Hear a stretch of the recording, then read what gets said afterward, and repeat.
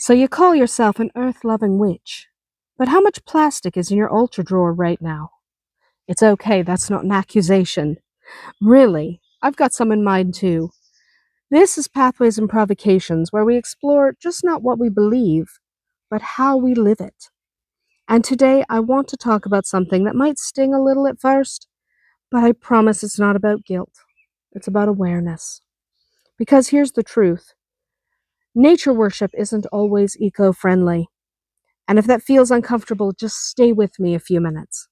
Because the goal here isn't perfection, it's alignment. A lot of us come to paganism, Wicca, or witchcraft because we feel a deep connection to the natural world. We want to honor the earth, the elements, the cycles of the seasons. So we build altars and we gather tools, we celebrate the Sabbats and the Esbats. But often, even without realizing it, we end up using things that harm the earth more than they help us honor it.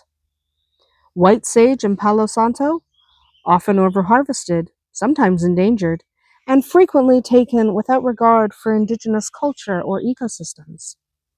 Crystals? Many are mined in ways that are environmentally devastating, and they can really exploit the poor and the human labor involved in collecting them. Candles, incense, and spell jars. Honestly, so much of what we use comes wrapped in plastic, shipped across the world, made in factories we'd rather not think about. And again, this isn't about shame. It's about recognizing that intention is important, but intention doesn't necessarily erase impact. Witchcraft is beautiful. It really is.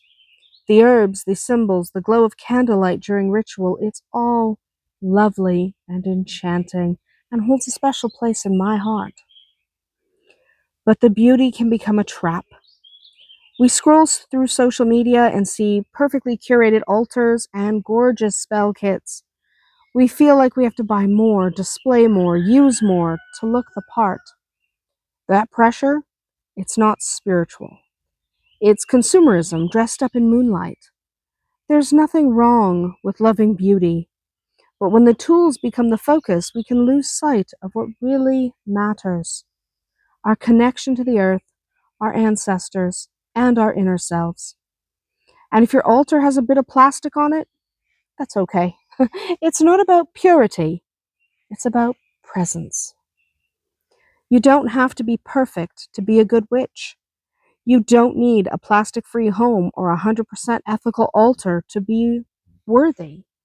You just need awareness, a desire to do better over time, a willingness to shift where you can and acknowledge where you can't.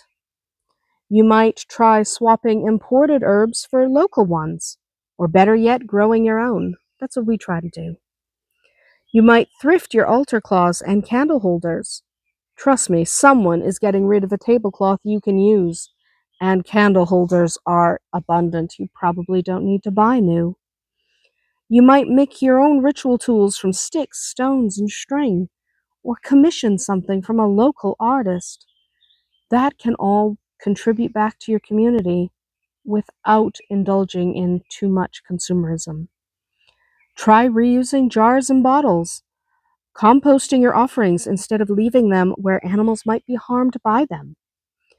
And maybe it means asking yourself now and then, does this practice help me live better in harmony with the earth, or is it something best discarded?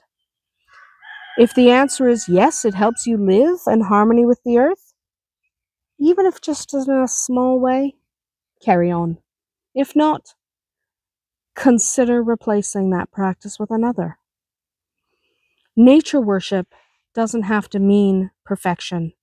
It means presence, it means respect, and it means doing the best we can with what we have. Now, it doesn't mean going to your altar and throwing out everything that isn't perfectly ethical, because now that ends up in a landfill. If you already have it, use it. You might as well. You have it already. The damage has already been done. Remember, it's not about guilt, it's about accountability. So take a look at the practices you're doing or the items you're using and see if they fit. See if they fit in with that ethical consumerism. And it's difficult to thread that line between being ethical and being engrossed by consumerism. That's not an easy line to walk. So take a close look. But if something doesn't line up exactly, that doesn't mean you throw it out. Just use it, but when it breaks or when it no longer is viable, maybe replace it with something a little more sustainable, a little more ethical. That can always work.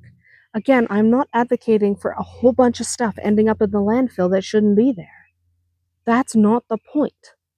The point is, going forward, evaluate your practices, evaluate what you're purchasing, and see if there's maybe a more ethical or more environmentally friendly alternative. We are never going to be entirely eco-friendly. It's not going to happen, no matter what you try. Humans are not eco-friendly, but we can do our best. We can look at our practices and our equipment with a critical eye and decide whether or not engaging in that practice or buying that new tool is really in keeping with our own ethics and our own practice. If it's not, skip it. You don't need to engage in that anymore if you don't want to. And you will find that your ethics about consumerism evolve over time. I'm not young anymore, clearly. I'm no longer 20. And I have learned in my life that less really is more. I know it sounds trite, but it's an overused expression for a reason. You don't need all the stuff, or you probably don't anyway. Try to downsize what you use and try not necessarily replacing everything when you do use it up. I'm not talking minimalism. I'm not a minimalist. But just looking at what you're doing and what you're purchasing with a more critical eye than you might be used to. Protecting the earth, saving the earth is paganism at its core. Little things matter. You might think, now, I'm only one person. Does it really matter what I do? But it does. It matters not just for the earth itself, but it matters for your relationship with the divine, your relationship with the earth. If you can honestly say, I do my best by the earth, I'm not perfect, but I do my best, then you are walking a pagan path. You're trying. You're making your very best effort. No one expects perfection. I certainly don't expect it of myself, and if I don't expect it of myself, it would be quite unfair to expect it of anyone else. But the attempt is what mattered. And remember, you're allowed to grow. You're allowed to make mistakes. You're allowed to be both spiritual and still sorting through your recycling bin. The earth doesn't want our guilt.